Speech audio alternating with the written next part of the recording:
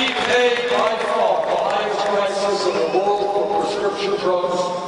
People in this country die because they can't afford the medicine that they need. They are suffering because they can't afford the medicine they need. 1 out of 5 Americans cannot afford the prescriptions their doctors are writing. And last year, the 3 major drug companies made $45 billion in profit. Drug companies profit and Americans die. We are going to change that dynamic.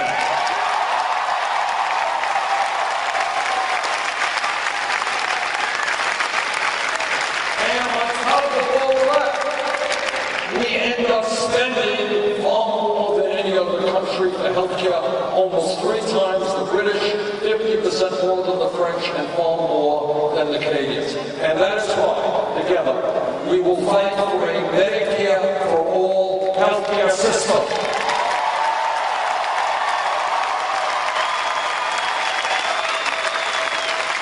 Our proposal guarantees healthcare, comprehensive healthcare to all, saves middle-class families thousands of dollars a year on their healthcare bills.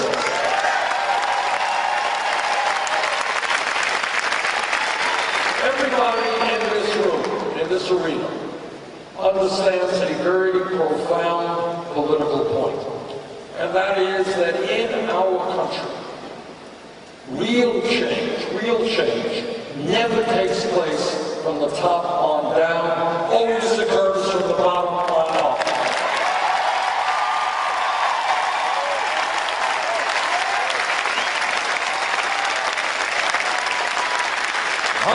Years ago, when workers were being exploited ruthlessly, or being treated like animals and had no rights on the job, very brave people came together and said, we are going to form unions, we're going to engage in collective bargaining.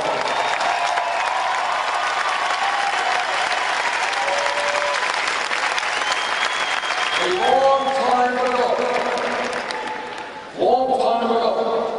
you had incredibly brave African Americans and their white allies saying that in America, we are going to fight for a country where segregation, racism, bigotry does not exist.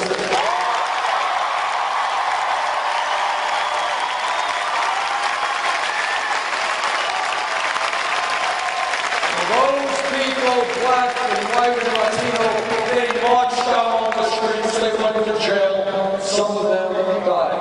But they fought to fight against racism in America from the bottom on up. 100 years ago today, and many young people don't even know this, 100 years ago today, women did not have the right to vote, did not have the right to get the education they wanted, did not have the right to do the work they wanted to do.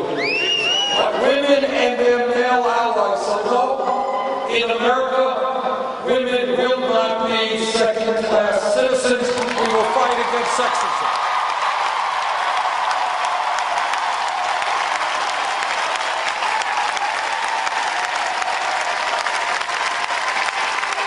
And women went to jail, incredibly courageous. 100 years ago, women standing up on hunger strikes, went to jail, died, and they ended up getting the right to vote and making major advances against sexism.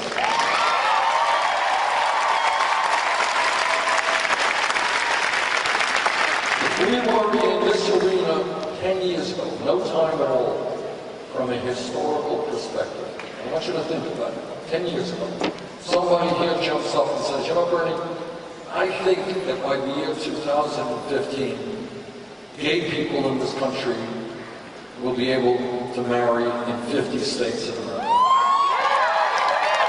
If somebody said that 10 years ago, the person next to him would have said, you are nuts, what are you smoking? Now,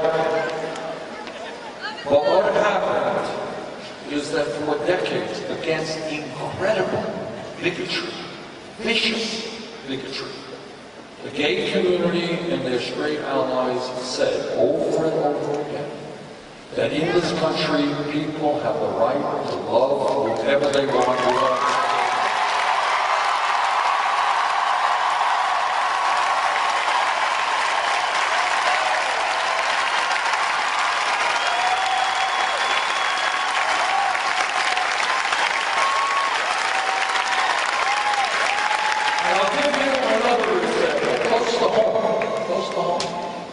About how real change takes place. And that's what I'm talking about. How do we make real change?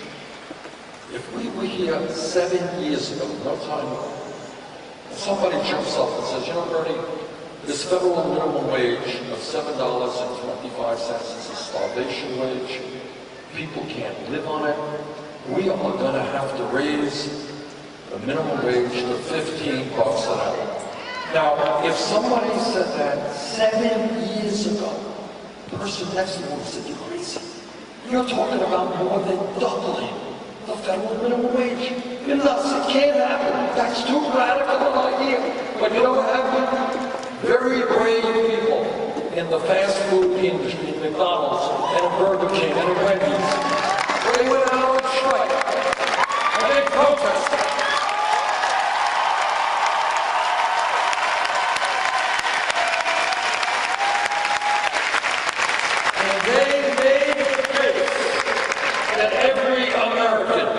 Deserves a living wage. And then you know what happened?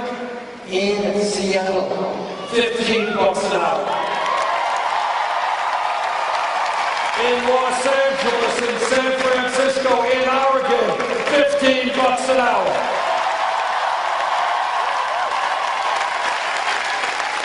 My point is that what starts off as a radical idea, in a few years, people say, of course, 7.25 is starvation. Of course, people need $15 an hour.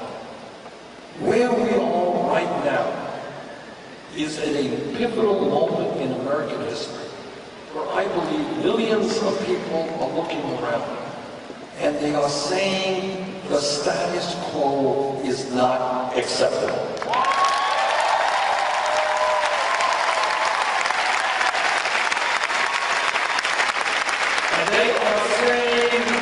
It is too late for establishment politics, establishment economics, the same old, same old. They are saying, look, let's be clear, people who are funded by Wall Street and the drug companies are really not going to be the agents of change that we need.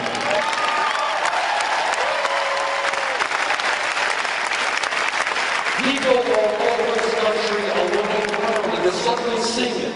Now, the media doesn't talk about it, and that's another problem that we have.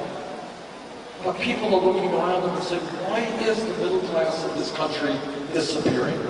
Why do we have grotesque levels of income and wealth inequality? Why is it that we are the only major country on earth without paid family and medical leave, without health care for all? Why are millions of people leaving school and going deeply in debt? Why do we have the highest rate of childhood poverty of almost any major country on earth? Why do we have more people in jail than any other country? Why do we have a campaign finance system that allows billionaires to buy elections? Why do we have veterans sleeping out on the street when we give tax breaks for the rich and people in the city?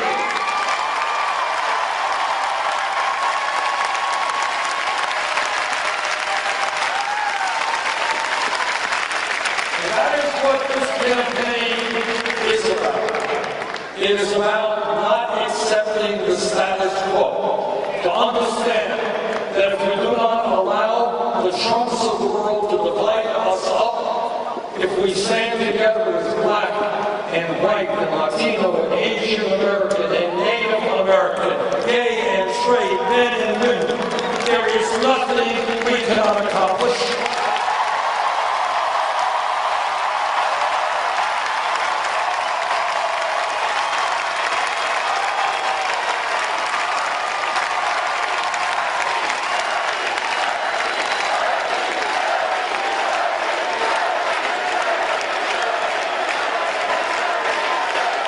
What this campaign is about is understanding we need a political revolution, millions of people standing up and demanding a government that represents all of us, not a handful of wealthy campaign contributors.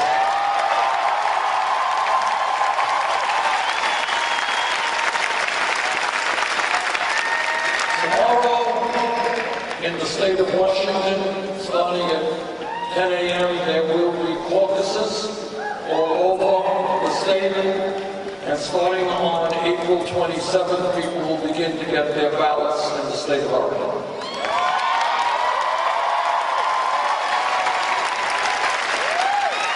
It is my hope and belief that both Washington and Oregon are prepared to help lead this country into a political revolution.